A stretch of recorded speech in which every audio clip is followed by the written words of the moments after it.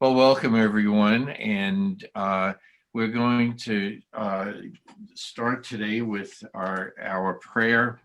I'll recite it in English.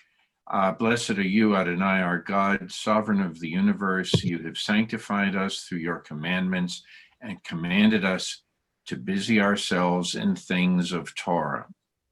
And so we will get started with this session. I want to backtrack just a little bit. You don't have to go back in your books, but I just want to mention something about what we failed to mention last week about the Bible goes into a lot of details about the family histories. And with regard to Shechem, his father is Hamor, and the Hamorites are descendants from Ham. Do you remember the name Ham? Yeah, I do. One of Noah's. Okay, go ahead. Okay, yes, it's one of Noah's children and everything. Larry, what did you want to say? Yes, Noah's son, Ham and Shem. Ham I am. That's right. But what does Ham do? What does Ham do that everybody is critical of? What about Noah's nakedness after the flood? It was a long time ago. Okay, it was the way we've been talking, but it is. Yes, Gail. Well, he looked on his father's nakedness. Isn't that what it was? That's right. But more than that, what does he do after that? Talks about it. Oh. Okay, it's more than just looking. He because he mentions it to his brother, and his brothers have to go and clothe Noah, and they take great pains not to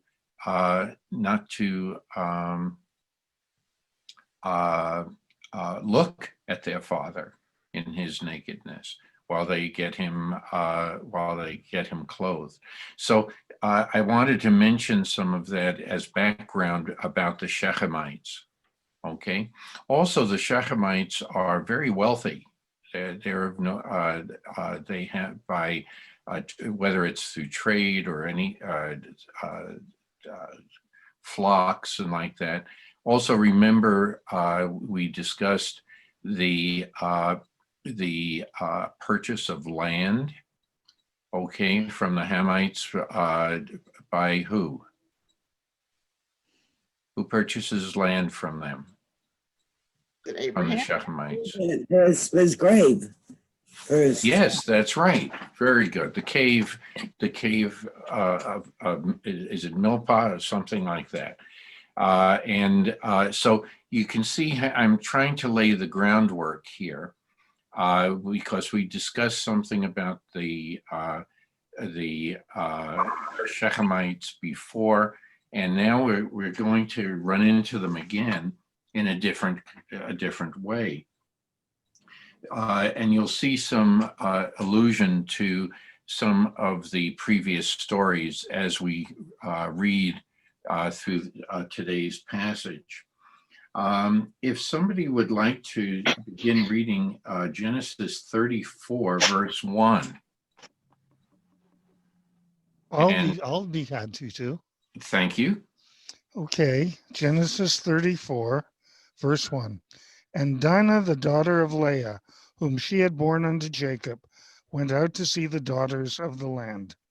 And Shechem, the son of Hamor the Hivite, the prince of the land, saw her, and he took her, and lay with her, and humbled her. And his soul did cleave unto Dinah, the daughter of Jacob, and he loved the damsel. I'm going to interrupt you, David. Just so that there's a lot to be said about verse 1 here Yeah. and verse 2. So before we do this, any comments about Dina and her behavior? Because there's a lot written about this. Well, it says she went out to visit other people, okay, the daughters of the land. Okay, yes, Chris, you had your hand up. No, that was, I'm sorry I'm late, but I just wanted to say, right there was just a serious thing going by herself. I think, but what I understand and the way it's written, that she went by herself to check out the other places. And that would have been a dangerous thing, having 12 brothers, that at least one of them didn't go with her. So so the first comment is she's going out alone, Alone, yes, not chaperoned. correct. She's of a marriageable age. She's a Right. teenager. Okay. Mhm, right. And what else is going on here? Yes, Ricky. Have we ever even heard of her? We're so familiar with the story, but have we ever even heard of her yet? I mean, there's Yes. 12 brothers. Yes. When did Who's we? her mother? Who's her mother? It's listed in the previous Well, reading. Leah. But I'm saying, they go, well, the next layer with the children can do, well, I'm just trying to think of that. Concubines. Let me A see. girl, as a girl child, was she never mentioned, or was she mentioned earlier amongst all the brothers? She's mentioned with the brothers. Who are her brothers? Oh, the whole flock of them. But Well, no. Specifically From from both one brothers, mother. Yeah. Excuse me? Somebody said something and I missed it. I apologize. That was my big mouth. Shut up. So who's Leah's mother? mother, Okay. So who's Dina's mother? and so as a result, and her brothers are Simeon and Levi. Okay. And so we're going to be reading about some things. Yes, Larry, you had your hand up. Okay, in the different commentaries, they focus on two words in the first sentence. One is see. It's also see and be seen, and also interpreted as visiting. Then the other thing they mention is it says Leah's daughter and also daughters of the land. And Okay. there's different connotations Right. that Right. she is the daughter of an immigrant who came into this land, and the others are natives, the daughters of the land. That there is a difference in the way the two uses of daughter is interpreted. It could also be, one of the things is she's just visiting friends that she had made in Shechem or Shechem, right? well, what is she doing? Making friends? David, you had your hand up, and then Ricky. Yeah, I just was thinking this may be a different mythological tradition, but isn't Dinah the goddess of the moon or related to yes. the moon? Yeah. Considering we've just read a quote about the moon. Yes. Yes.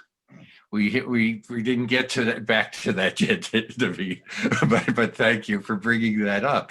It's very important. There's a lot of allusions to things about what we're about to read, and that's why I think that this passage has had so much emphasis. It's not just a passage of an event.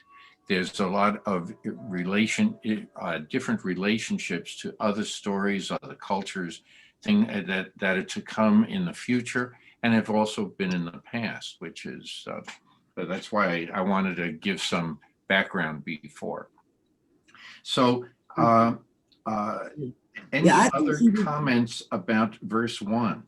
well, I think she was being rather brazen. I mean, going, Yes, very, so we call her independent or whatever we want to call her. She just trottles off and goes visits those other people. and this dovetails into some commentaries too. Yes, Gail. Yes, Gail. Gail? Yes, I just Can you want to hear- say Okay. we want to be careful here. We don't want to make I realize there's a cultural time element that's involved here, but when a woman is raped nowadays, you want to be careful and say she wasn't, asking for it. You know what I'm saying, Ricky? Yeah. Well, I'm glad you bring it up. I'm So glad you let's really go bring down- it up. Let's not go down that path. No, but it's something that we should be able to discuss. Does the way a person carry themselves, can that give other people a wrong message? Yeah. No, That's all I would go into. So if she's disobeying and doing things, in some commentary they say she was bedecked in jewelry, which was attractive to the men. This has gone on traditionally, but today we tend to say, hey, wait a minute, there's another side to this discussion, and we need to be able to balance the two, because in the past, in the recent past, a woman still had to defend herself in a Right. way that was demeaning to a woman. Mhm. I'm going to put it in those words, and so we've developed a new approach to things, which I think is healthier. Yes, Gail. Well, I think it's an ongoing thing. I don't think it's been settled by any means. This is same old, same old. That's why women are still very, very reluctant to report that kind of a crime, because they know they're going to Yes. be raked over the coals more than the guy or man or whatever that committed the crime. So my concern here is, pardon my feminism, but the story. Don't apologize for it. But it's a real issue. It's a real issue, and it's something that we need to be aware of. We may all have different opinions, but I think we still need to be aware that this is an important issue. Yes, Michael. a woman has the prerogative to carry herself any way she wants. A rape is a violent crime, no Yes. matter what the circumstance. It's a violent crime against a woman. Exactly. And a man has no right, under any circumstances, to perpetrate violence on a woman, period. Yeah. It's Very good. pretty- That's a good summary of what everyone's been trying to say. I think that it comes down to that. Very good, Michael. Thank you. So with all of that in mind, if we could go back to the story. Shechem, the son of Hamor, the Hittite, the chief of the country, even chief of country, it's not the king, it's a chief. Okay, it's somebody who's important, and that's why I say some people have implied that it's centered around wealth as opposed to being the king of the domain. Yes, did somebody else want to add something? I thought I heard someone while I was looking at the book. so what does Shechem do? Okay, it's very, very straightforward. He lays with her by force. And it implies that she did not want this to happen. And so that's why it's considered the rape Yeah, right. of Dina or Dinah. This sort of makes me think Yes, of go ahead, Ricky. what was her name? Something Genovese, the gal that was raped and screamed and hollered, and all the neighbors heard her, but nobody reported it and went in to rescue her or call the police or anything. Right. Probably because of his status. Right. Nobody would step up and protect her. I'm glad you used the word status. Why do criminals carry a gun or a knife Howard. or any weapon? People. Yes. Chris, I'm sorry. Excuse me. It's to give fear to the people, overpower them, to control them, to diminish them, and in that way, like, Sure. I have the gun, I have everything. That's right. It's power. Yeah. Yes. Helene, yes. I just read something that said when someone carries a gun to protect oneself, that person is petrified inside of himself and frightened, and there's no way that he can do anything except attack, because inside he feels attacked, and it's a way to protect his inner soul. Interesting. Agreed. Interesting. Yeah. Yeah. Yes. Okay. I'm going to give Davida a chance and then back to Ricky. Okay, at the risk of overstating something that is only marginally related to this, there was another little part of that quote that I read this morning, and that is that after the spacecraft landed on the moon, both Carolyn Shoemaker and I were involved in a interview in which the one of the native tribes in Arizona claimed ownership of the moon and said that NASA or the US government had no right to send that quotation to the moon. And my response, and I think hers was as well, was that they do own the moon, they're correct, but so does everybody else. It belongs to all of us. And that's how I left it, but I think it is still a very controversial thing. Very interesting. That I didn't know, Davi. Thank you. That I think is very interesting. Yes, Ricky. I wanted to touch on what Helene was saying. Helene was talking about a person carrying a gun to protect themselves, but I think you were referring to a person who carries a gun to Who's be aggressive. the aggressor, not the offensive, not the defensive position. Right. And there's a very different situation.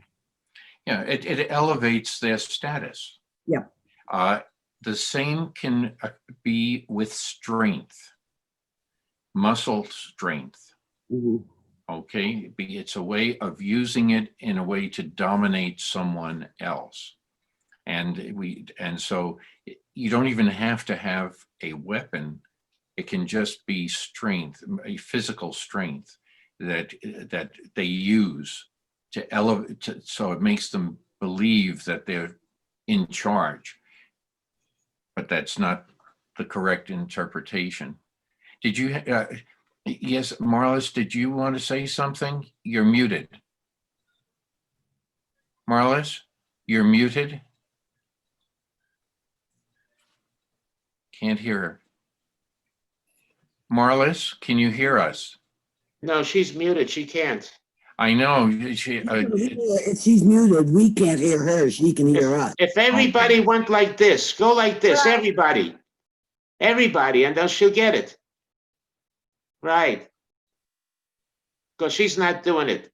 No, I don't. Oh, wait a second. Oh, hi, Marlis. Are you, hi, were you trying to say something? You're Oh, muted. okay, because you're Oh. muted. Your microphone is muted. Okay. So anyway, any other comments about this? Because this topic does come up annually. Any other comments? Okay, why don't we move on a little bit, and David, if you would like to read verse 3. Well, hold on. Just before verse 3, Oh, Wendy sure. has a comment. I can't say this is a very personal topic to me because fortunately I and nobody I know have ever been raped. But when the woman is victimized and they take them to court, like in modern times, people say, well, like try to put this pencil into a cup and move the cup around and move the cup around. And you see, you can't get the pencil in. And then the woman says, yes, but put a knife to my neck and I will stop moving the cup. And I looked at, people and said, and if somebody a man was wearing a beautiful, expensive, let's say Rolex watch and flaunting it and it was stolen, everybody would say, oh, thief, they stole his watch, but nobody ever does that for the women. And this is just, it hurts me to think about women being raped. So I had to say that. Sorry. Well, no, these are important things. And I truly believe that a dialogue is very, very important here because important. I think it comes up periodically.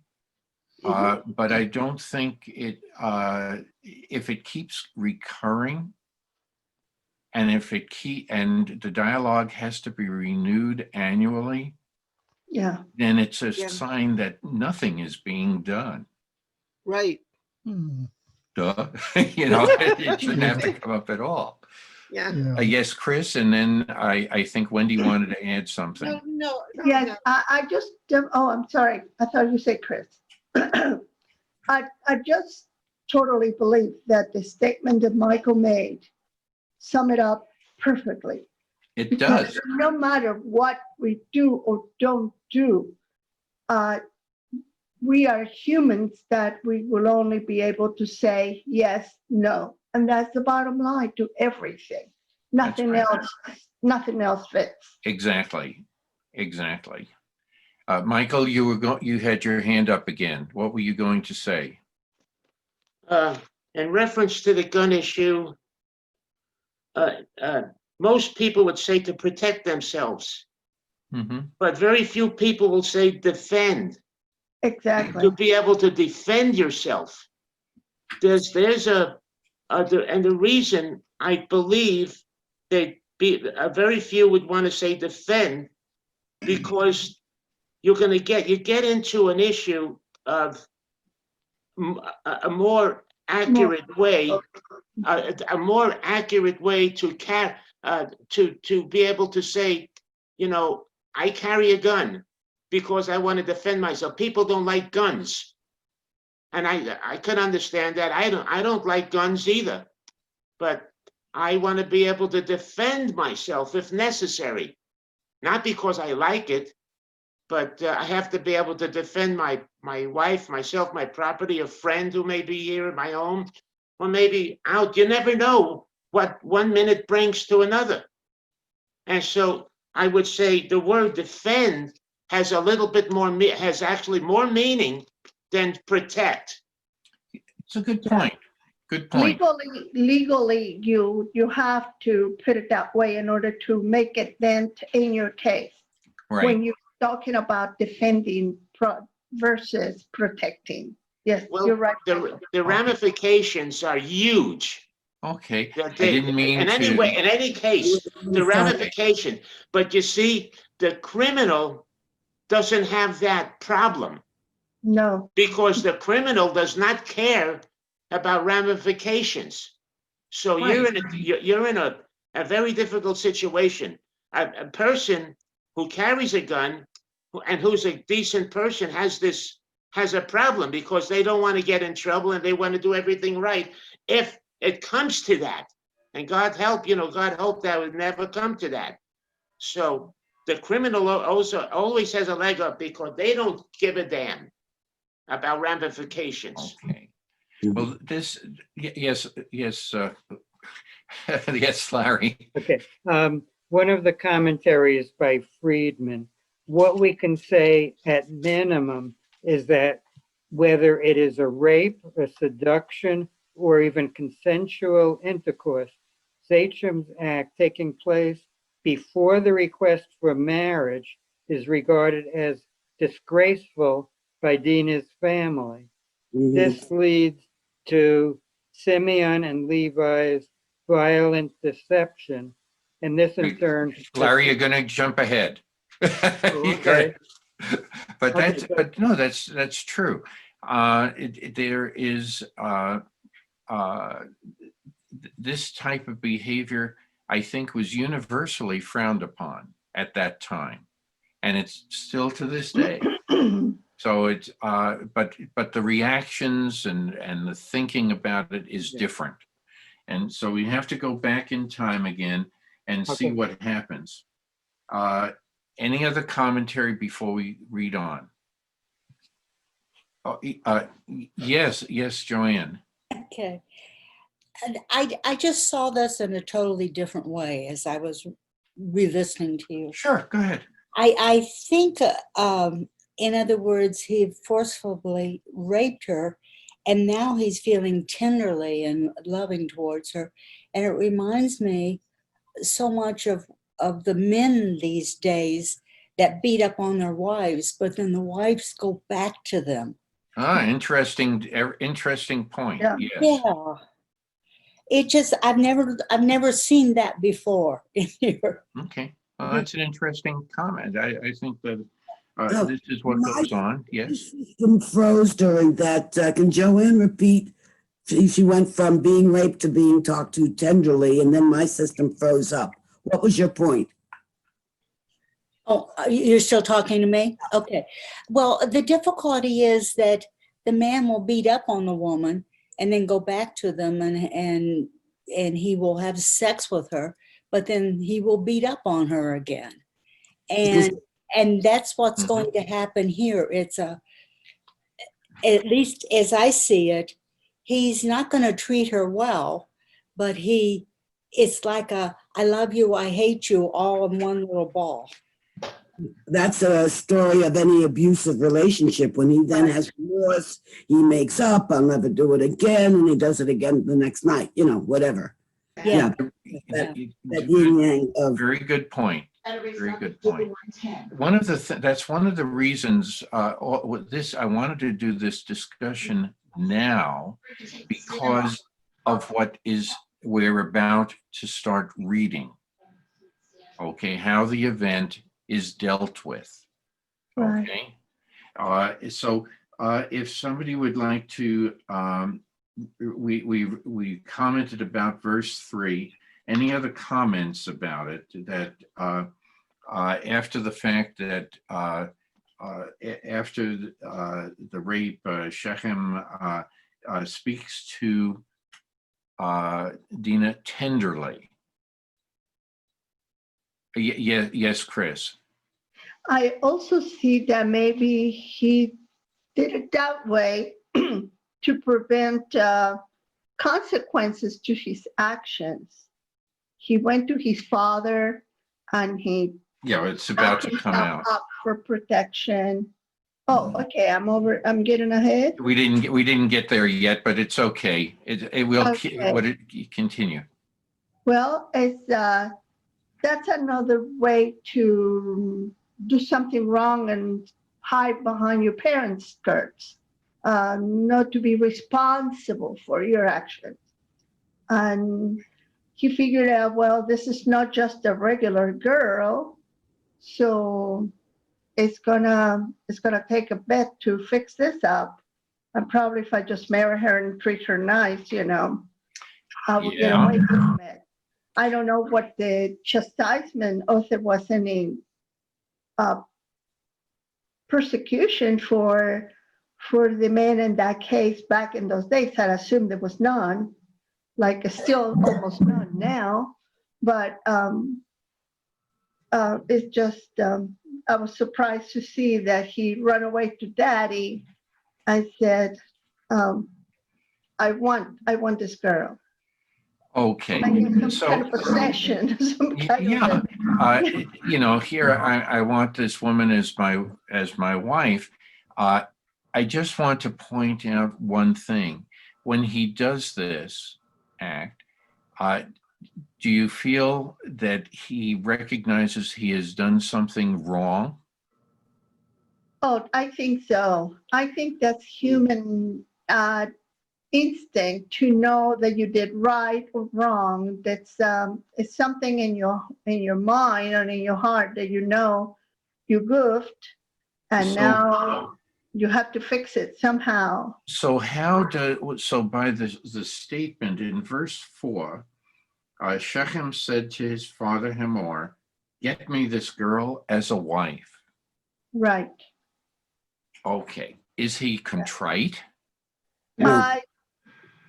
I'm not sure he's contrite. No. No, not with this type definitely no. of statement. I don't That's believe right. that either. So he knew he had done something wrong, but he's not contrite. No, the repentance is not there. Definitely. So first Ricky and then Ruth Ann. But I don't see that he knew he did something wrong. Maybe he just figured he had a right because he was a chief. He had a right to any woman that, passed by him, because later it's as a wife, not as my wife, or, it's just, oh, yeah, let me have another one. To the list. This one's mine too.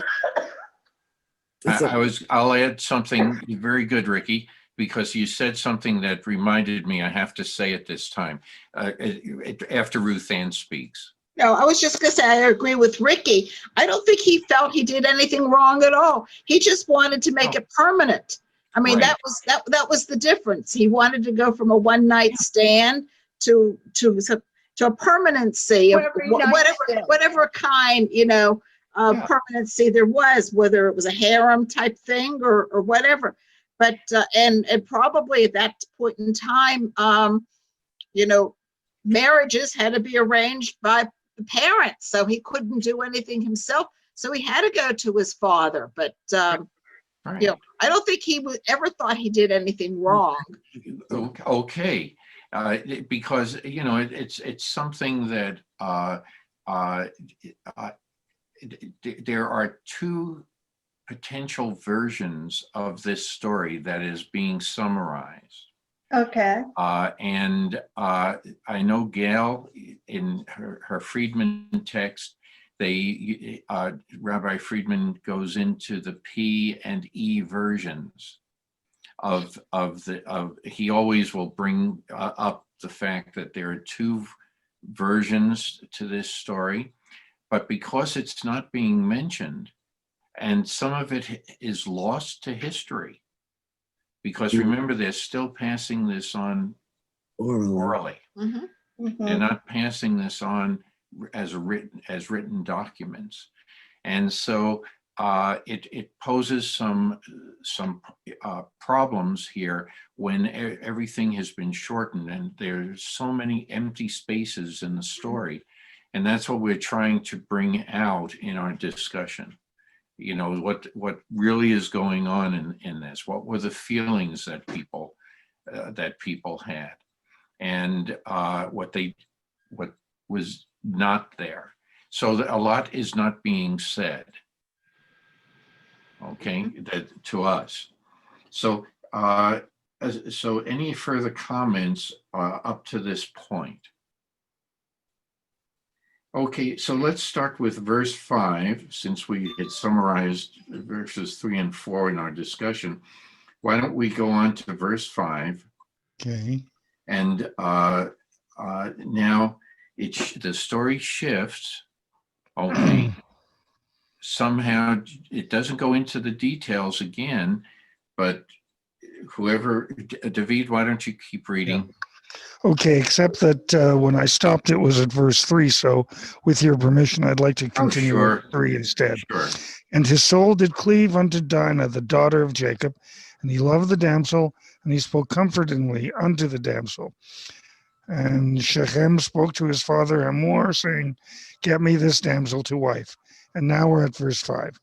Now Jacob heard that he had defiled Dinah his daughter, and his sons were with his cattle in the field, and Jacob held his peace until they came.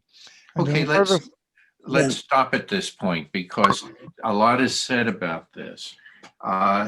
If you heard that your daughter had been defiled, Yeah, what would be your response? Oh, exactly. You don't wait. This is Kitty Genovese. That was her name. Kitty Okay. Genovese. That you don't wait until the sons come home to do anything. You would have been running right in there and protecting her, defending her, grabbing him, whatever.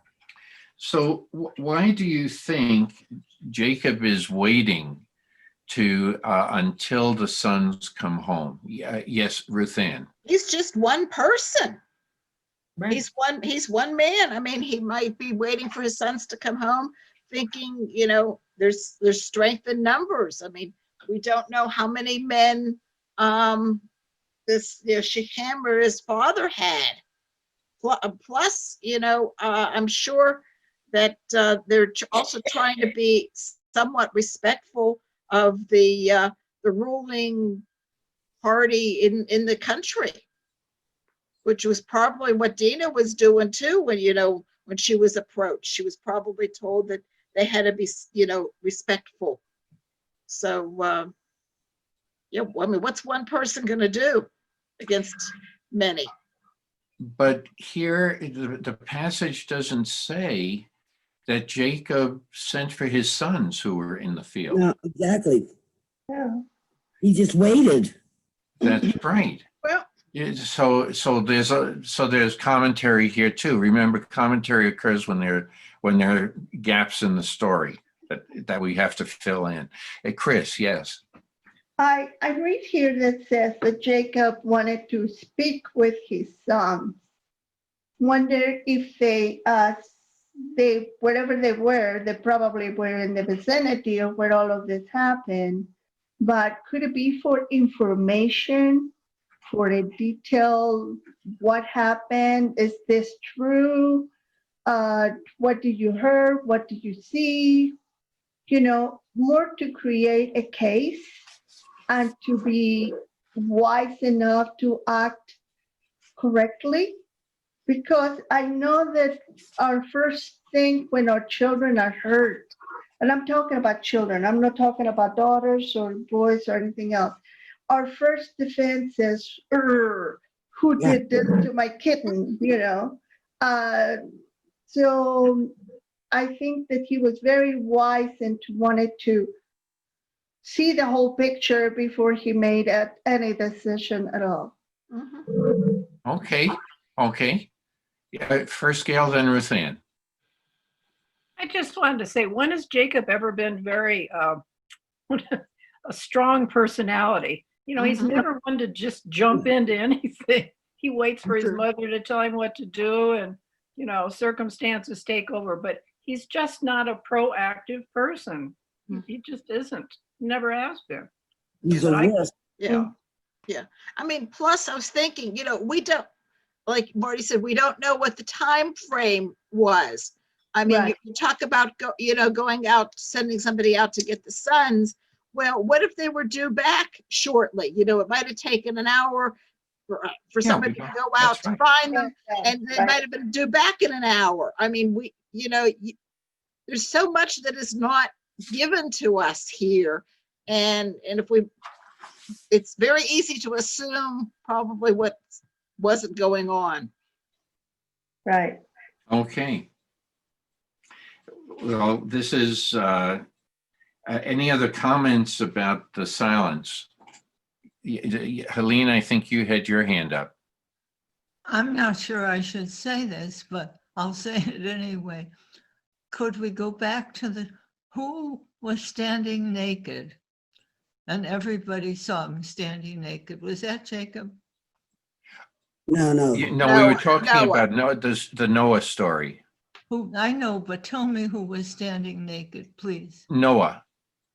Noah. And He, did he's on the ground actually, and Ham sees him in his nakedness, and then goes back home to tell, hey, guess what I saw, and I'm paraphrasing, and then after he goes back, Shem comes back and with his other brother, and they go ahead and they clothe Noah.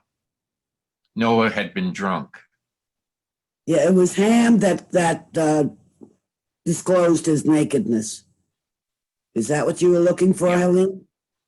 Well, no, I'm thinking that nothing has been said about the physical need for men, particularly because they were given permission by their bodies to have intercourse, to have these kinds of drives inside. They need to have it, whether by masturbation or with women or something. Women were never discussed. Their sexual needs, as far as I can tell, has not ever been discussed. And I don't know, I'm just confused and thinking about this nakedness. What does it mean to stand naked? What does it say to people about, is it okay to, I'm still not sure that this hasn't influenced the attitude of who's writing and who's, with the gaps that you were talking about. I don't know. I just had to say it, and perhaps. Okay, that's a very interesting, that's a good comment, good comment. I don't know what the answer should be. When back then we spoke about physical nakedness, we spoke about nakedness bearing your soul. We spoke about a whole bunch of different meanings for it. Again, I am not privileged to know the exact word in Hebrew. If Steve were here, or if the rabbi was here, either, one of the rabbis who know Hebrew far better than I do, they may be able to enlighten us as to the type of nakedness. But I remember our previous discussions, we went into these different aspects of it. But in any case, he was in a drunken stupor, if you will, at the time. And that's as far as it goes. It doesn't say much else. Yes, Ricky. I would take nakedness another way, because sure, we did then. Go ahead.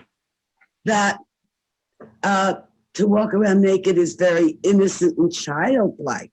A child, a small child, doesn't think that naked is anything wrong or aggressive or anything. Just that's the way they are. They're just little, and you see the little naked kids on the beach, which even some people now say you shouldn't have little naked kids on the beach, or whatever. So nakedness isn't always sexual, as we're inferring here. It could also be complete innocence. And that's right. We also discussed that in terms of Adam and Eve. Right. Okay, it's the same thing. So it's been so long ago. I mean, it's Yes.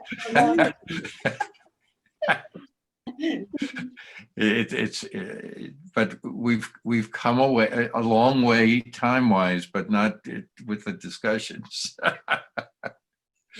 Thank you, Helene. Any other comments before we Joanne has her hand up. Oh, yes, I'm sorry. Yes, Grace. Not Grace, Joanne. I'm not sure. It says that the brothers found out about it when he was in the fields, etc. But where is Dinah?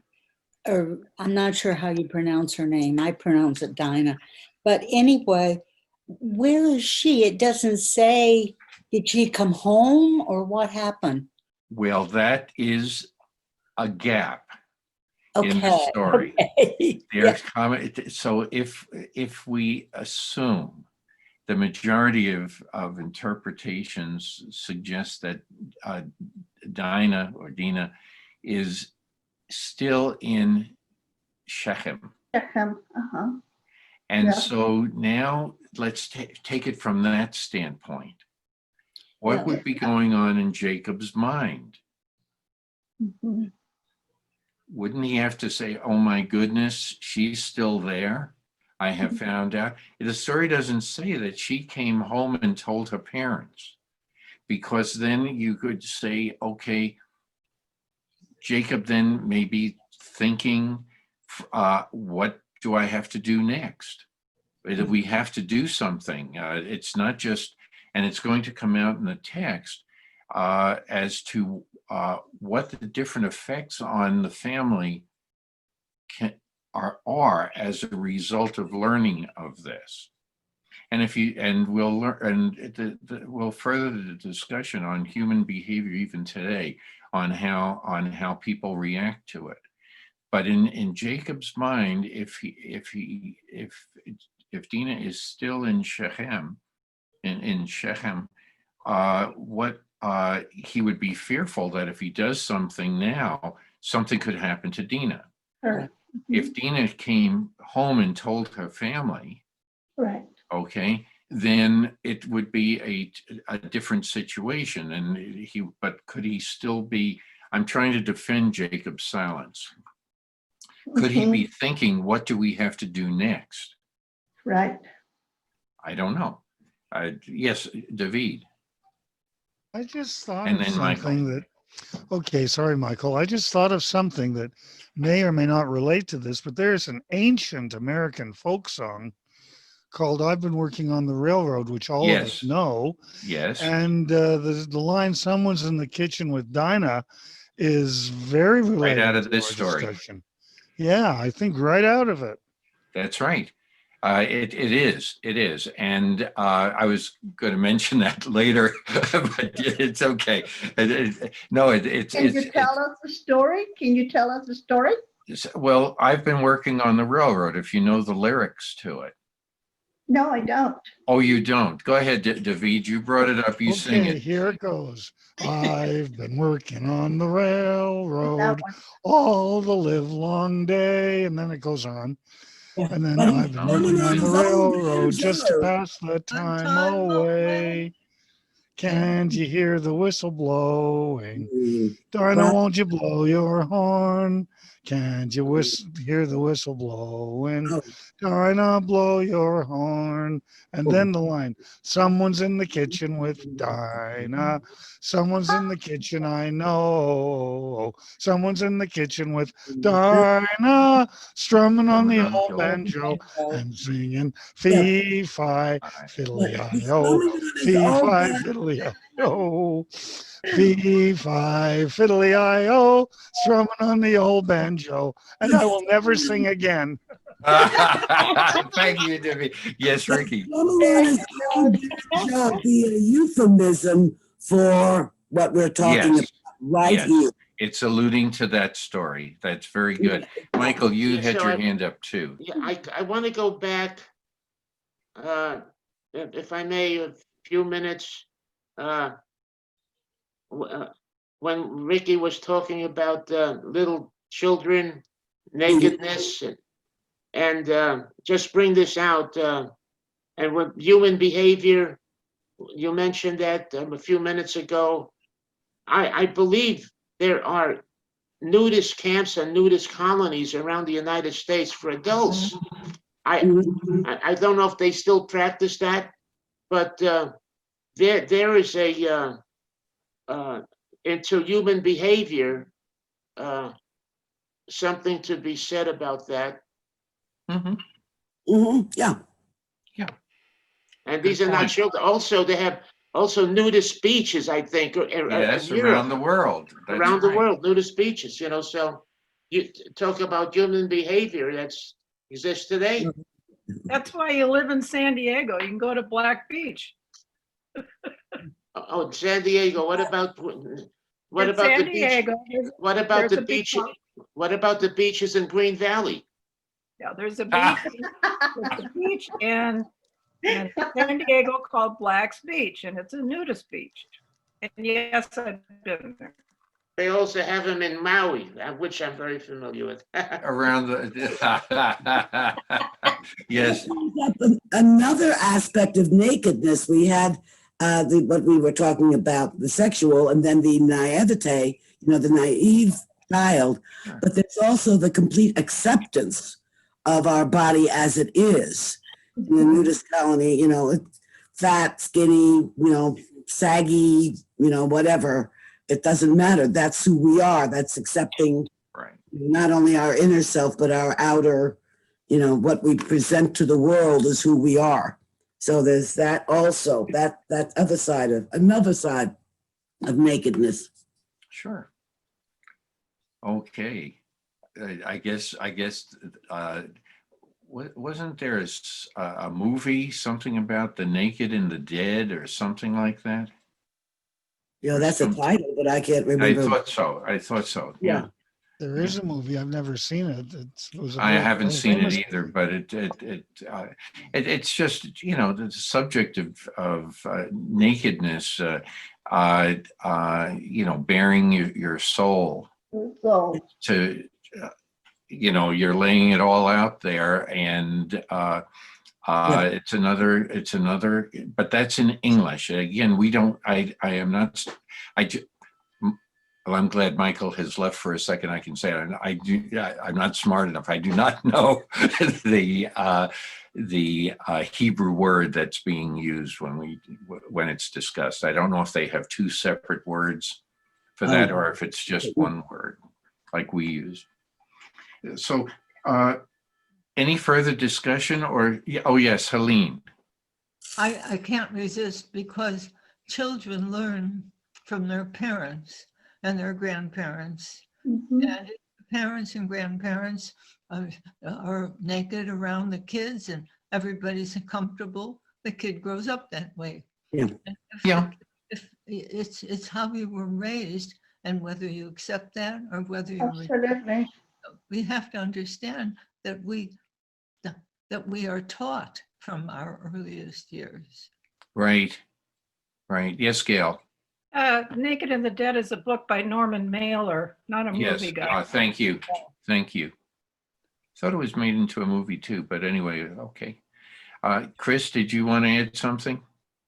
I thought you had your hand up for a second. Okay. We really have we've gotten very far in our discussion, but not far in the book. As usual. So Jacob, we spoke about Jacob's silence and all that. Any other comments that we want to make about that? Okay, then why don't we read on? Okay, because obviously this is happening one incident right after the other. David, why don't you read on? Okay, verse 6. Yes. And Hamor, the father of Shechem, went out unto Jacob to speak with him. And the sons of Jacob came in from the field when they heard it. And the men were grieved, and they were very wroth, because he had wrought a vile deed in Israel in lying with Jacob's daughter, which thing ought not to be done. Okay, let's stop here. Any comments about this? Is it so? The sons are exhibiting the anger. Yeah. Okay. Yes. Does this suggest anything? Yes, Joanne. Well, the sons are angry, but it doesn't seem like they are angry because it's like it's against it's a taboo in Israel to do this. It's more kind of a higher level than how dare you have sex and rape our sister. It doesn't seem to be at that level. It seems to be more at a higher level when I'm reading this. Yeah. Do they mention Dinah? No. They don't mention her. They don't mention how she's hurt. They don't mention the black and blue marks that she Yeah, had. that's what I want to bring out. That's right. Yeah. That's exactly right. Yes, Gail. Yes, and when I was living in Israel, there was a case where, and this was an Arab family, and the girl had gone out with a guy that the family didn't approve of, and the brothers killed her because it brought shame on their family. So there might be some of this too, that Dina's brought some shame onto the family by making herself, I don't know, Available. or whatever. Yeah. So I Well, don't know. That that is the purpose of the honor killing, to save the family name, as opposed to take into account that the daughter or the sister was an actual victim and had very little say in what went on. Any other comments? I think that's an important thing, because in Islam they use this story too. They use this story too as a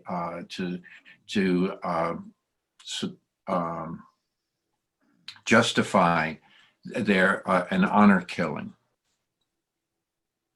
Okay, which is what we're about to enter here. Any other comments about this at this point? So the men are distressed. The men are angry. Doesn't say anything about the women. How the other, the Jacob's wives felt, the concubines felt. It talks specifically about the men. And I know this has come up before. Well, yes, it's written by men, and so it's going to favor men's approach. But yes, this I found that a very interesting aspect of this story as well. But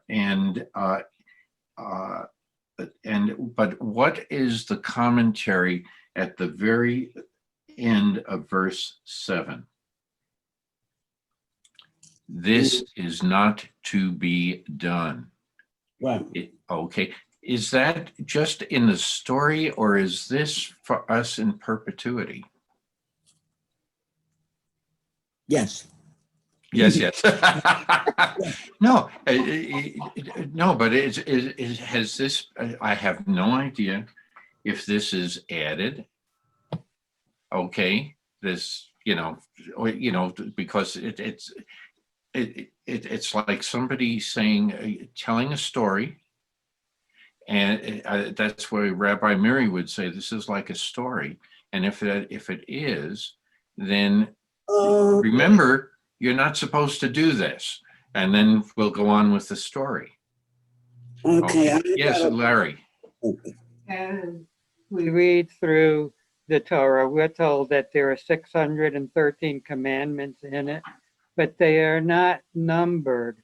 Yeah, the verses are.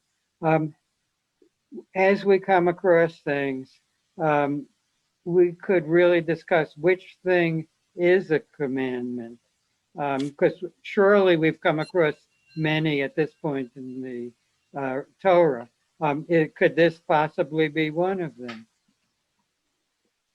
Yes, it will lead to the what we read in Leviticus and Deuteronomy.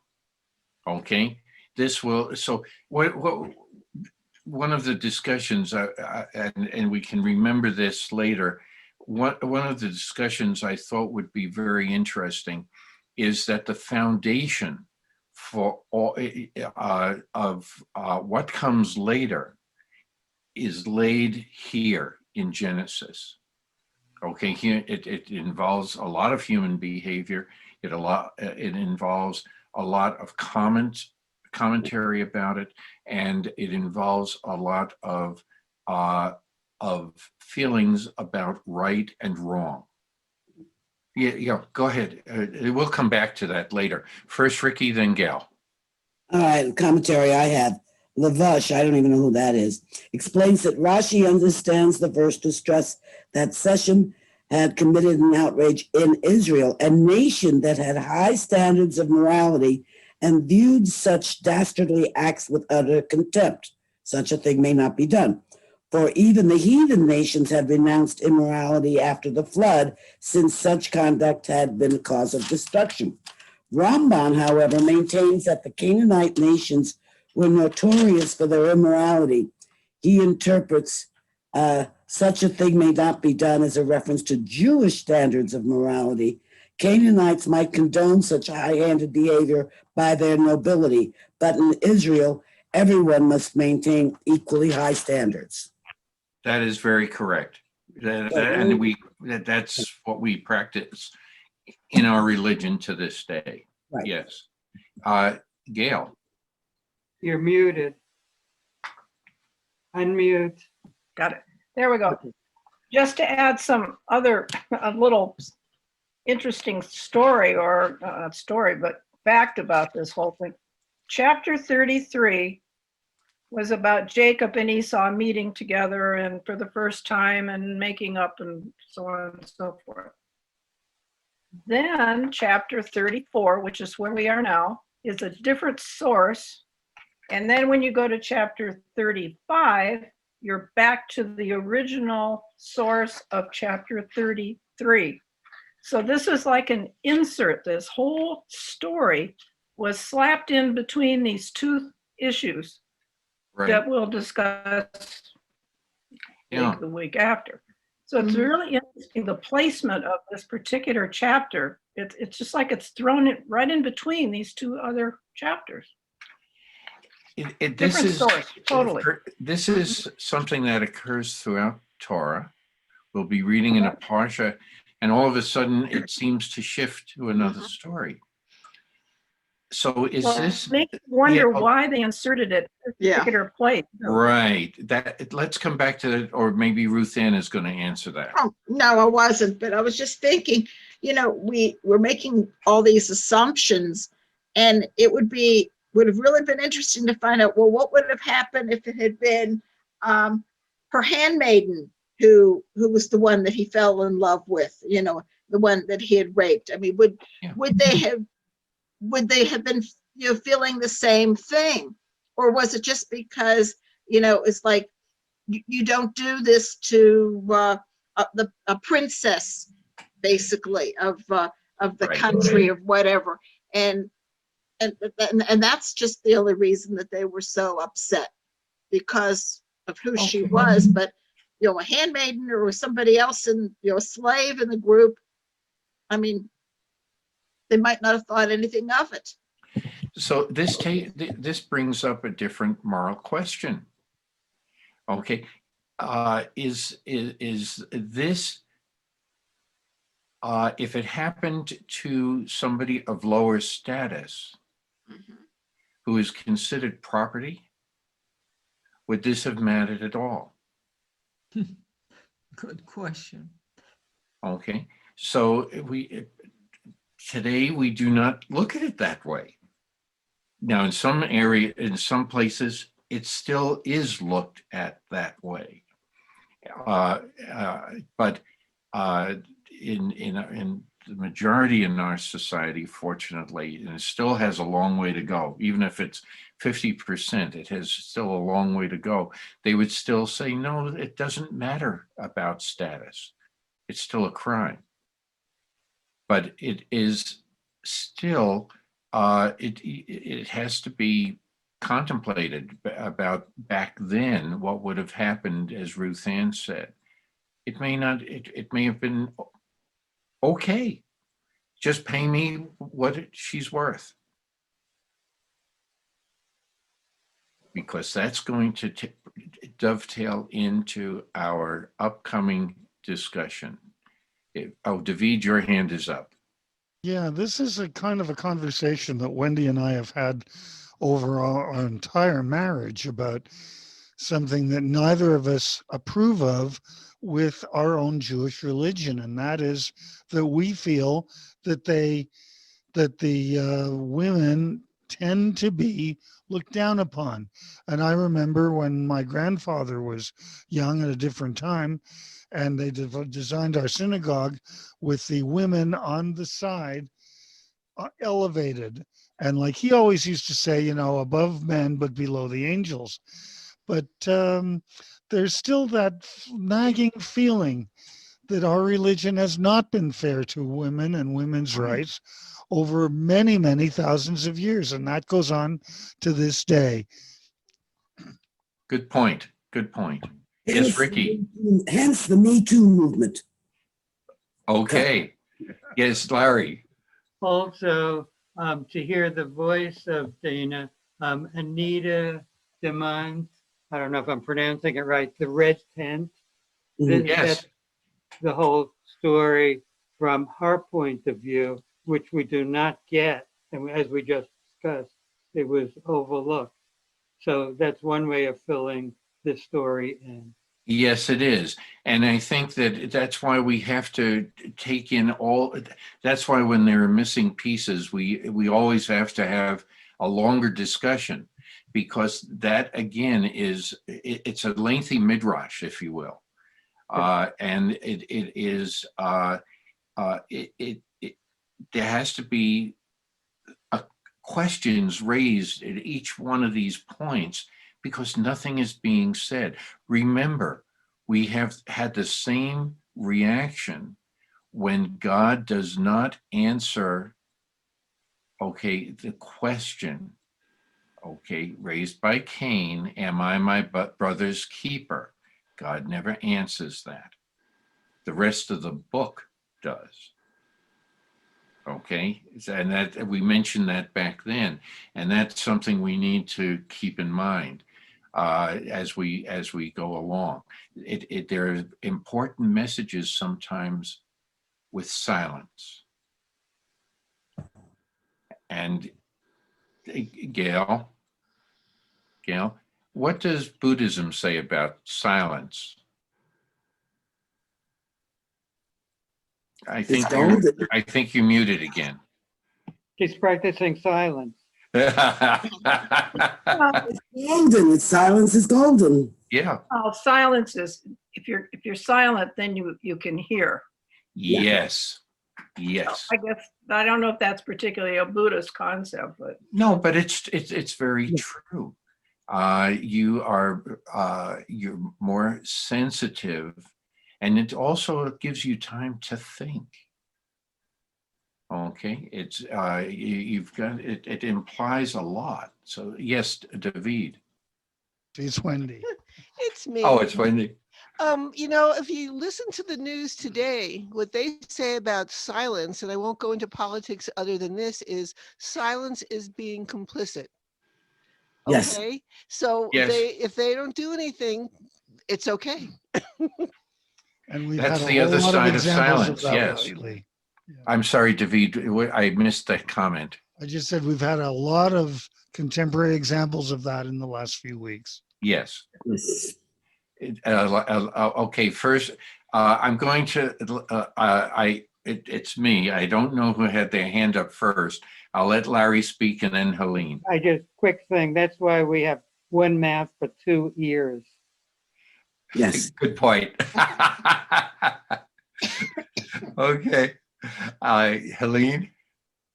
I'm because I have so many Orthodox, I mean, really seriously Orthodox relatives. The women in today's, many women in today's Hasidic, really very, very powerful women, they are business women. They go and get graduate degrees. They are not just silent and with their heads down. They are really amazing women. Mm-hmm. Say that. But would the men shake their hand in making a deal? No, they don't. That's right. Bills are separate. Just look at the women in Israel, how powerful they are. That right. Yes. Right. The women in Israel are, they have the same social status like a man. There's no difference. Exactly. As a matter of fact, that's a problem in the Middle East. for the other countries. The Arab nations around Israel are very afraid because they don't want the Arab women to see all the freedoms that the Israeli women have. And that's a big problem there. That's one of the reasons that there's such a, they want Israel gone. That's one of the reasons. Except, Good except that, point. Yes, except it's Mike, Gail. except Mike, that you have to keep in mind that most of the people in Israel are considered, they're Jewish, but they're considered secular, not Mhm. Orthodox. The Mhm. Orthodox do not, they're the tail that wags the dog, but they, as far as the culture goes, it's very secular in Israel. Right, We're not talking about Orthodox women. right. Good points, all. Well, should we go on to verse 8? Mhm. Okay, did somebody, I'm going to ask if somebody, yes, Helene, I must tell you that I have to stop because of I my, know. but I can't see you and I can't leave because nothing is on my screen. So keep talking and I'll go rest and listen, okay? Okay, Okay, thank you, Helene. Thank you. Thank you, Helene. Any other comments, or can we read on? Maybe somebody other than David that has a text. And Hammer spoke with them, saying, my son Shechem longs for your daughter. Please give her to him in marriage. Intermarry with us. Give your daughters to us, and take your daughters for yourselves.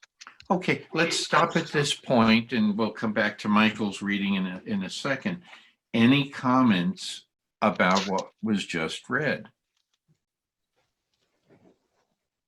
Well, does it say anything about what Shechem did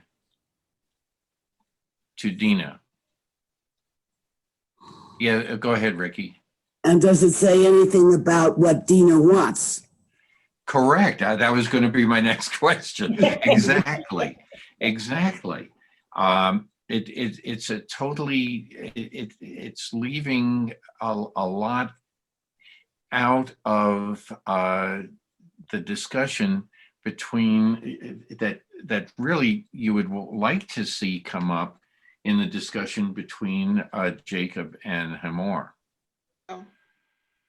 Yes, Ruth Ann. I'll give Hamor the benefit of the doubt. He may not even have known the whole story. Good point. Okay. His son may have just come up to him and said, I want to marry this woman, this girl, whatever. And that's maybe all he knew. So he might not have known the whole story himself. What does this also say about the status of women in the minds of Shechem and Hamor? They don't count. They don't think very Their much of them. property, their chattel. Mhm. Worthless. Okay. It's that they do not, they, and what else is going on here in verse 9?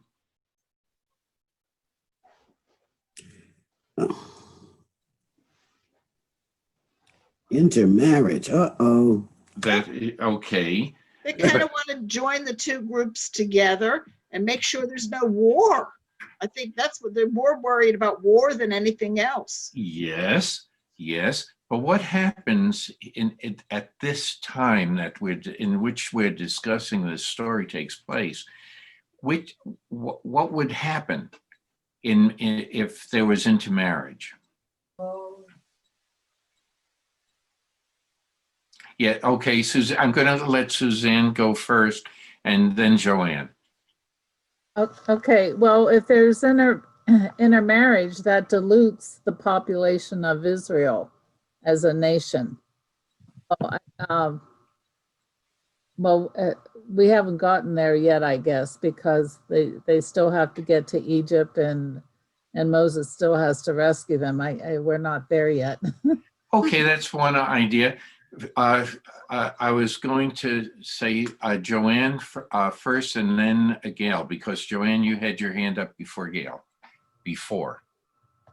Well, I guess I'm in agreement with Suzanne, but my thinking is the intermarriage, you don't have your line anymore. Well, that's what I meant. So, Yeah. you know, your lineage changes altogether.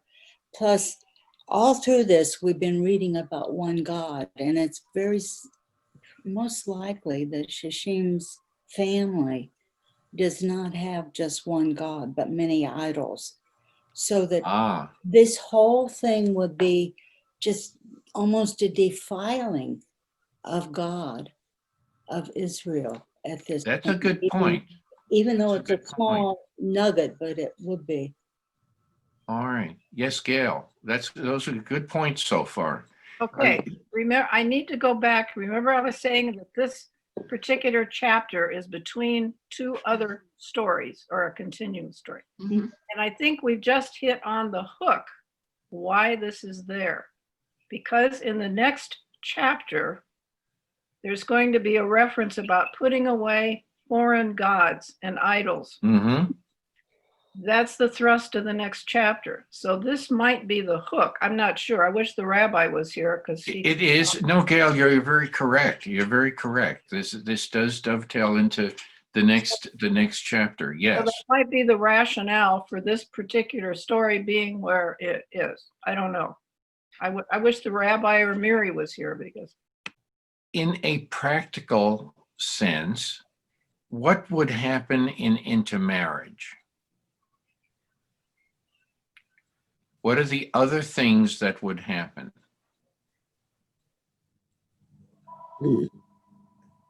What would happen to the property I was that going to say that. Jacob has amassed, and now the sons have amassed, and what would happen to inheritance?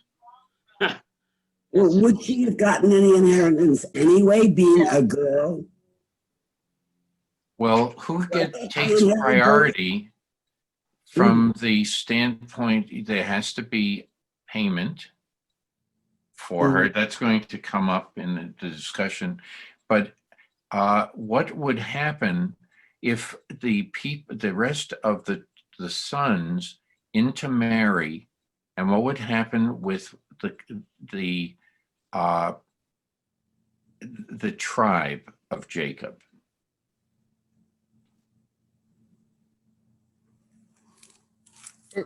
It would Yes. disappear. It would disappear. Yeah, it wouldn't- Yes, it would, as was mentioned, it would be diluted, but so would the wealth from payments for dowry and things like that. Also payments for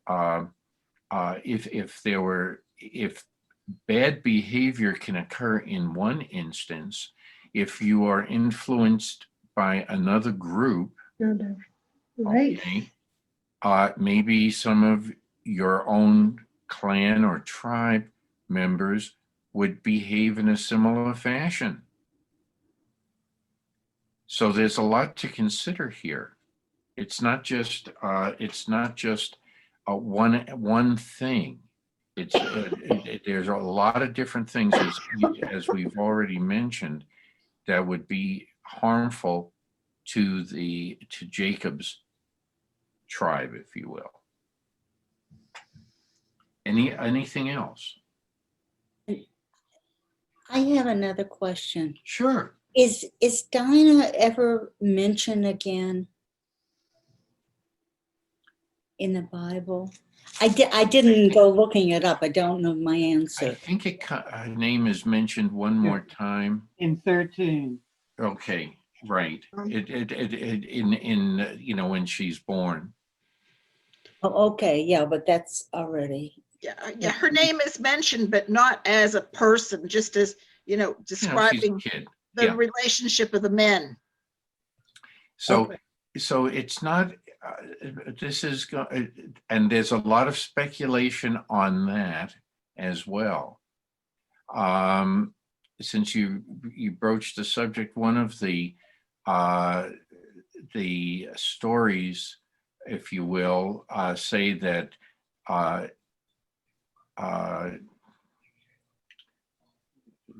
not Joshua, Joseph, when he marries a woman in Egypt, that it's really Dinah. That's way out there. There's no commentary. It doesn't say who he marries. It says the name of the person, but some people have said that it was Dinah in certain commentaries. That's far-fetched. It's way out there. Okay. Yeah, Chris, you had your hands up. You're muted, Chris.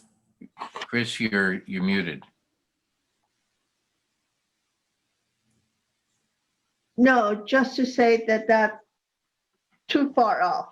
Yeah, But- it's way out there, but it is out there, and there have been Yeah, some people that's who true. speak that way. Any other discussion here? Well, let's see what Hamor is going to talk about. I'm going to take it again. I'm going to take the other side.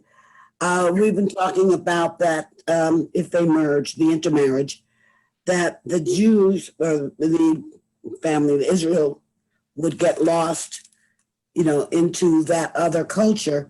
But couldn't it also be seen as a way to convert that other culture into the Jewish side of it? So it's both sides. Could be either, but we don't know. And actually, that's what it implies, That's is what they'll the second try. half of that sentence. Yeah, they'll It's try to. okay, but it's treating women as property. Oh, of course. Mhm. Their feelings have not been mentioned one way or the other. Okay? And so we need to realize that. Any other comments? Yeah, I have one. Go ahead, David. Yes, mine is that I'm going to need to sign Yes. off right now. I just wanted to say how much I enjoyed this particular discussion. It really was inspiring, and very much enjoyed it. And I will see you all next week. Very Yeah, good, but- David. But before- Enjoy your David- next meeting, and we look forward to you next week. David, Thank you. Yes. David, before you go, I want to thank you for that wonderful rendition of "I've Been Working on the Railroad." Thank you. Yeah. Thanks. Yeah. Oh, I and wanna- no Torah studies next week. We have a service. Oh, no Torah study okay. next No week. Torah Okay, service. thank you, Ruth Ann. So then I will see you, Ruth Ann, and all the others in 2 weeks then. Yeah, Sounds you good. can watch the service. Okay. Okay, And- thanks and- a lot. Because And they're rapidly catching up to us. yeah, Shabbat Shalom, everyone. I need to take this very David, just know this, Ohio State is winning 21-0. I'm kind of keeping track. Okay. You know? Yes. Go ahead, Ricky. I'm going to take this to a very personal 60-year ago story. I got pregnant before I got married. Happens a lot. Okay. But my father and the father of the child had the discussion of should I get an abortion or not. And they never conferred with me. Oh, no. And it never dawned on me at that time. Now, this was 1958, 59. It never dawned on me that I had the power to even express my own opinion in this. Now, anybody that knows me today knows that that certainly would not happen 60 years later. I sort of learned a lot, but it was so imbued in me, the culture that the men, the powerful men, made the decisions. Yes. Ricky, I've got a question. That was still illegal in 57. It was. Yeah. But my father, being in show business, had contacts, and he could. They discussed it, and yeah, it was definitely illegal, absolutely. But I'm just thinking of it from my side. Of course, I was still a kid. I was 16, or 17 maybe by then. But it just never they get to make the decision. Mm-hmm. And, it was just totally whatever they decided for me was what I had to do. And that was the culture around me at that time. So it isn't so long ago. I mean, like I said, it's a personal story, but it's current. It really is quite current. That's Yeah. right. Yeah. Can you imagine if you put it in another way? It's not as personal, but it says a lot. I think you're looking at a behavior that has lasted 4,000 to 5,000 years, and it's only in recent times that we're thinking differently. Exactly. That's the point I was making, that 60 years ago is not that long ago. That's right. I married the guy, I had the Right. kid, I had another kid, and then I divorced, but anyway, but that's, then I started to realize that I do have some power, some control over my own life. But it just, as a female child raised by a male, my father only, I didn't even have the mother there to sort of give me her opinion. So Sure. it was just, I was chattel. Yeah. That's why I use that word. That's right. Yeah. That's how, and it's Property. it's demeaning. It's demeaning. Yes, Gail. Well, this is the problem with the issue of abortion. If the government is going to tell you what you can or cannot do regarding, Agree. yeah, and this is why women are so upset, because it's taking away your choice. Doesn't Yes. say you have to get an abortion or not get an abortion, but it's taking away your choice. And it's this is a raw subject with a lot of women. Not just women. I was going to say, Gail. Except I have a rule. I do not discuss in public. I do not discuss abortion with men, because it really is not a man's issue. Exactly. It doesn't affect them.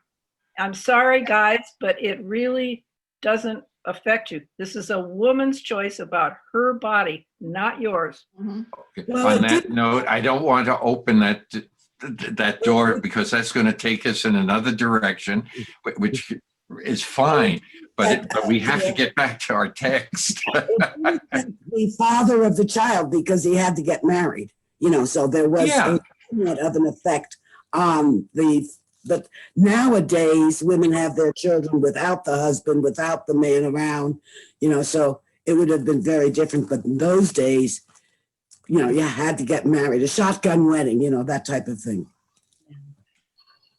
Okay. Yes. Okay, Joanne. I have a different kind of story, but it kind of goes with Rachel. And her, when she sat on the camel's fur, etc. In our church, one time I discovered that there were a group of 20 to 30 women, and these women all had husbands that were going to the Reds games with the priest, the father, our priest, and he liked to drink. And this was a reason to have this, mainly because they all would get drunk. Then the men came home and wanted to have sex. And the women were, way back then, didn't have a choice. This was in the 60s. Right. And they had all had statues of the Virgin Mary, and they prayed to the Virgin Mary while the act was being done that they would not get pregnant. That's sad that they had to do that. They already had a bunch of children, and they would pray this. But when I look at Rachel, and this morning I was thinking of her, etc., and Dina, and I just remembered this story about praying to the Virgin Mary not to get pregnant. Yeah. And you sow your seeds on Saturday night and pray for a crop failure on Sunday morning. Oh, God.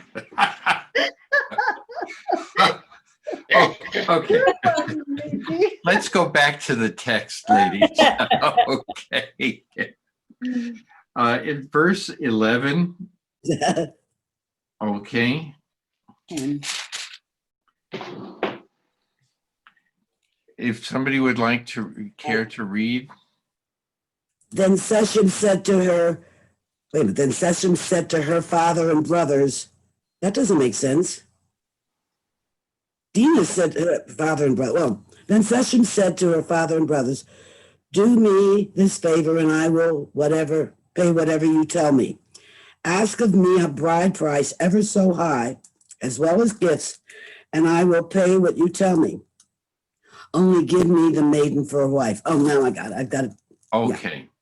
So what else is going on here about Dina's status? Well, they're already working on a price on how to handle this property. That's right. Yeah. There's So no, it's, yeah, no you or me. It's no Dina or Dina, but it is you and me. How are we going to handle this situation? You pay me enough, now forget, shut up and forget, or something like that. that's what it implies. And and by using the word her, Yeah, it doesn't mention Dina by name. absolutely. Just a piece of whatever. Oh gosh, So this is very demeaning. absolutely. To Dina and to women. The women should pick up on In this. general, right. And I'll pay you anything. Right. What does that mean? How would you take that? Yeah, I have a price and she's worth this much, or well, if not enough, I'll give you more, but Yeah, that can be fixed. That can be fixed with to money. keep the peace, you'll dwell among us and all this stuff. But so there's a different motive. It's not Totally. taking Dina into account at all. Yes, Wendy. Now, oh, good. I'm in a different room so I can speak. One of the things, and I guess it's because I read the red tent, that we're not reading into this also, that maybe when he first saw her and he took her was because he liked the way she looked, and then he liked the way they were in bed together and said, I must have this woman. I don't care how much it costs. I want her. I need her. And then he really did fall in love with her. I'd like to have the romance part. It's very possible. It's very possible, but wouldn't he say that if he fell in love with her? I love this woman. Well, and then again, who wrote, how long ago was the story written? We may not know that, because in this particular story, we don't like him. Yeah. So of course, he's not gonna, but the fact that he said, I will pay whatever bride price you want. He didn't say, here, you can have 2 cows and she's mine. He said anything. Yeah. And that means a lot when they will say anything. True. Think about it. That's a Good dowry. Your statement has created a bunch of questions. So first Suzanne, then Chris. Well, mine isn't a question. It's just back in verse 3. It says that Sechem loved Dinah. But that's as far as it goes. Well, he tells his dad that he has to have her for his wife. I mean, maybe men didn't always use the L word when talking with, amongst men folk. But, I'm sure his father wasn't stupid and figured out that his son had feelings for this girl. So anyways, that was my point. Okay. Chris? Well, I think it's a monetary thing from one side of the spectrum. Shechem only wants to have peace, and it doesn't matter how much money it's going to cost me. This is what I think is going to bring peace versus chaos. But again, once again, we have no idea what Dina thought of the guy, what Dina's mother thought of the situation. It is all meant directed completely, even to the price of handling the sale of the daughter. Sure. Good point. Also, Ruth Ann and then Ricky. Yeah, I was just gonna say, yeah, just because he loved her, I don't think society at that point really valued love, not like we do. I mean, so he loved her, big deal, you know. I don't think it really meant anything in the whole negotiations or anything. Okay. Yeah. And it was a one night. Wait a minute, Chris. Ricky had her hand up, and then I'll come back All to right. you. I was going to bring up is, remember that she's a possession. She's like a prize filly. She's the thoroughbred, that she is so something special. I've got to have her so that nobody else can. Right. I've got to own her. The thoroughbred horse and sire, generations of beautiful horses. All very good comments. Yes, Chris. I was going to say, it was only one night that they spent together. How much love can you really demonstrate or learn about in one night? That's what I was agreeing with Ruth Ann. Yes. It's really no way that you can find love overnight like that. Do you think that the word love is used too often? Now? Then or today? Yeah, I think so. I think lost should be number one. Well, yes, but we say, oh, I love this dessert. Yeah. Or I love this and that, Right. and this person, or I love the way they look or things like it. Do you think we use the word too loosely? Absolutely. Yes. Absolutely. You get to a point that loses. Okay. Go ahead, Michael. Go ahead. Yeah, it's used so often that it loses its real meaning. It loses its meaning after a while. So I want to throw this question to everybody at this Zoom meeting, and you can't use both. You can't. I'm going to ask this question, and there's two possibilities. And I'll just say this: is it more important to love God or to respect God? And the rule is you can't say both. You got to use one or the other. Very good question. I'll let others speak for themselves if they want to answer. Why? Yeah. Why is that a question? Yeah, why? It's a question. Why the question, Just Michael? it's a question just like any other question. It's probably very difficult to answer, but it's a question. Why not? Okay. Well, You can't. If it's very difficult for you, you can't get around to say, well, that's a way of not wanting to answer the question. Grace may have answered some of it. Yes, yes. Respect. Okay. And Suzanne, you had your hand up. Ricky, your head. People want to say some things, and also Wendy. So and Chris. So I'm going to let Wendy. She hasn't said as much as some of the other people. So I'm just to balance things out. I'm going to let her, and then Ricky and Chris. I'll let you battle it out. What about Susie? And Suzanne, I apologize. Suzanne is first. And Ruth Ann. Okay. No, So I'm first just saying Wendy, Suzanne. and Suzanne then should have been okay. first. Yeah, Wendy and I'm Suzanne. number 3. Okay. okay. And this is just very clear. I don't see why love and respect cannot be at the same time. For example, I love my husband very much, and I respect him for the way he is and for what he does, and I respected this. If I didn't respect him to begin with, I never would have married him. So I think they can be together. That's all. Okay, very well stated. Well, I know, it was my fault, and I have to go to Suzanne next because she had her hand up and I omitted it, and I apologize. Go ahead, you're up.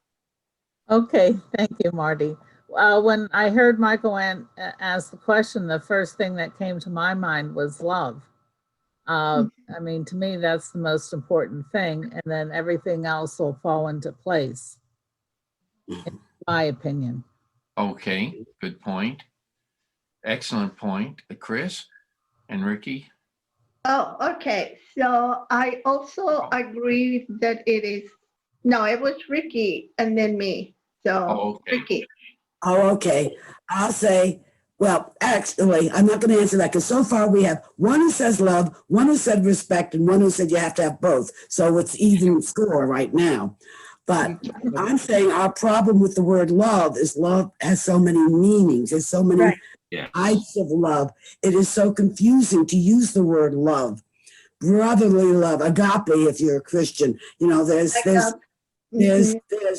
platonic, you know, is it platonic love? You know, it's an awkward word. Yeah. So that's all I was going to say is, Okay. so stay away from that word and use something else. Chris, and I think Ruth Ann also had her up hand. Oh, it didn't. Okay, so Chris, go ahead. Yes, I agree with love to some extent because, as you say, the words have been so diluted and so convoluted that we don't really know what love means to you. But I know what love of God to God and of God means to me. So I would say love. But I would also add one more word to it, obedience. Okay. Okay. Okay. A new word. Okay, Michael. I would add awe. Awe. Absolutely, absolutely, Ricky, you got it. That's love to me, awe. I'm going to ask. Yes, go ahead. Go ahead, Suzanne. You go ahead first, I just want to say that agape is a Greek word. It's one of 4 Greek words for love, and I believe it's the unconditional love. Right. That doesn't have to do with Christianity per se. Oh, I only heard it in a Christian context. Do you have Agape Thursday or something? I have no. Oh, it's Naughty Thursday. No. Right, sorry. I am going to answer Michael's question with another question. Sorry. It's Jewish. And that is, why in the Via Haftarah prayer do we only see the word love? Can you say that again? When it regards to God. You shall love the Lord your God. The Lord your God, exactly. Okay, so now, why is the word love used there? It was used there because this prayer was written or sometime a long time ago. Yeah. Before the word love became so diluted. Correct. So what? So now the word love is more encompassing. And so I'm just going to give you, if I can give you my interpretation of this question.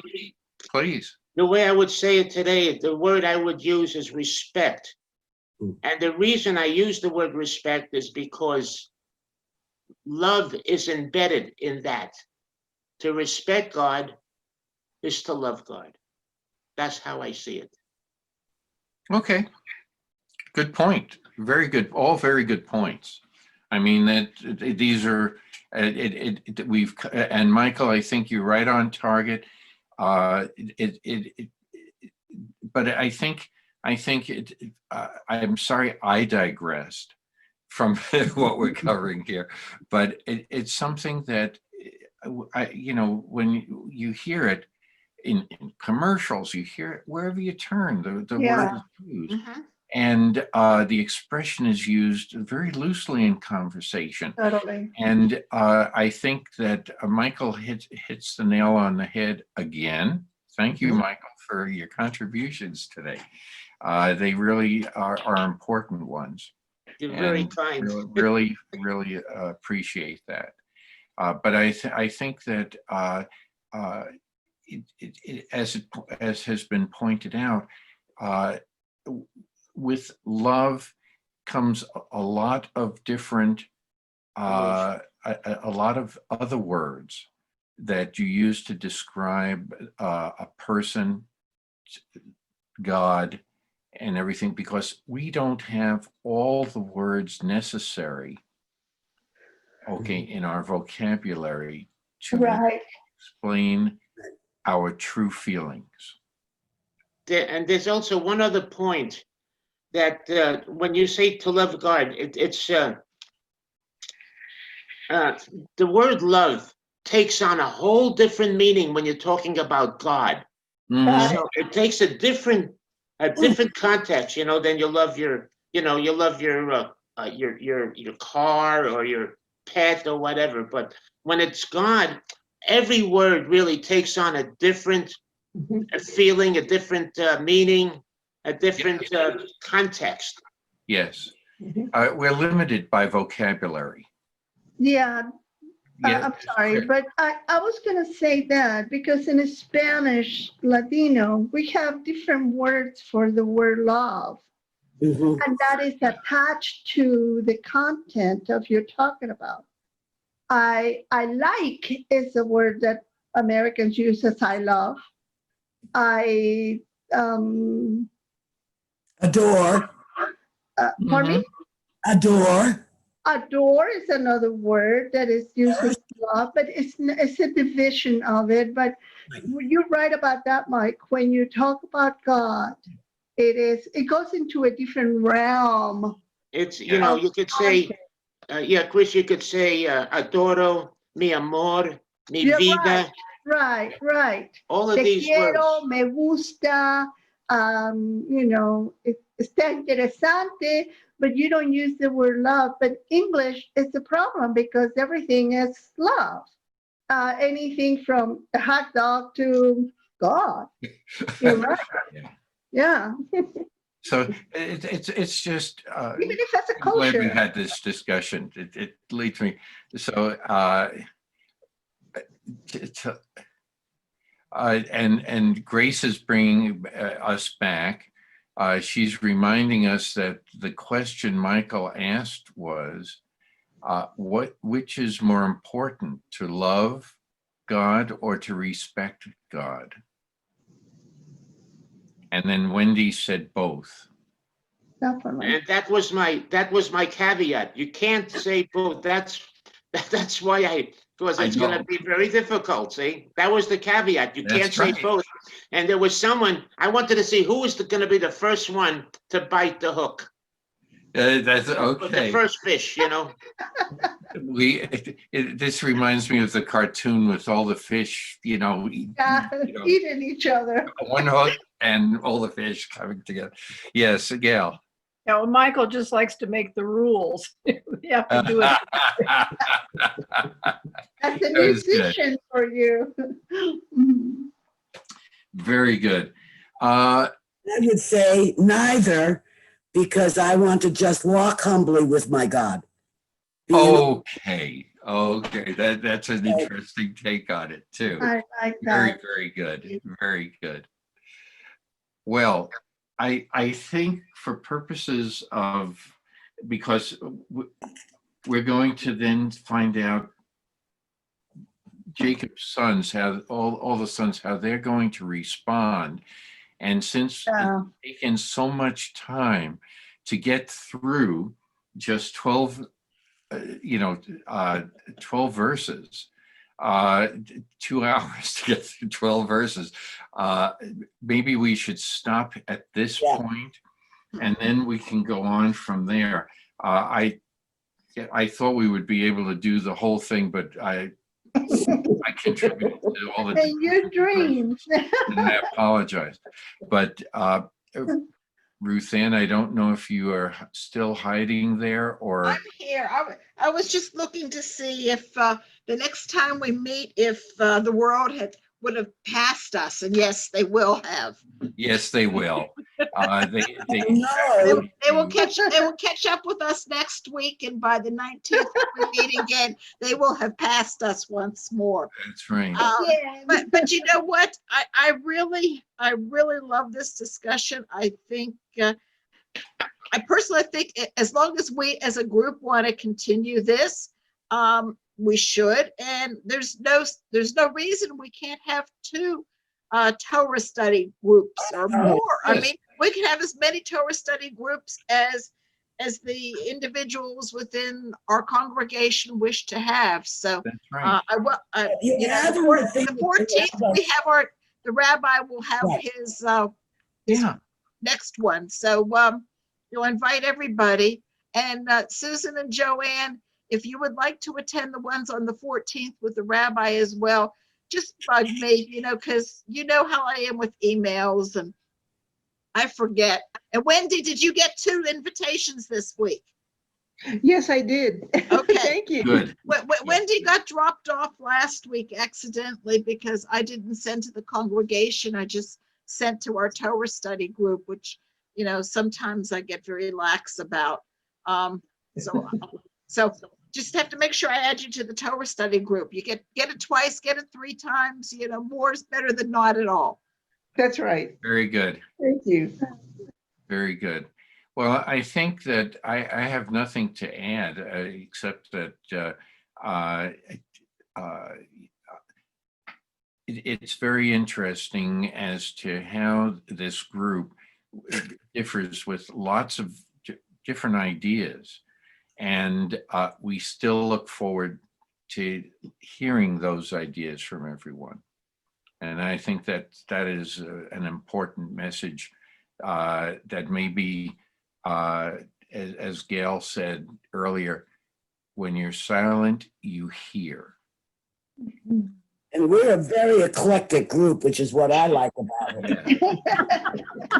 And I think that's our strength. I think that's our strength. Yeah.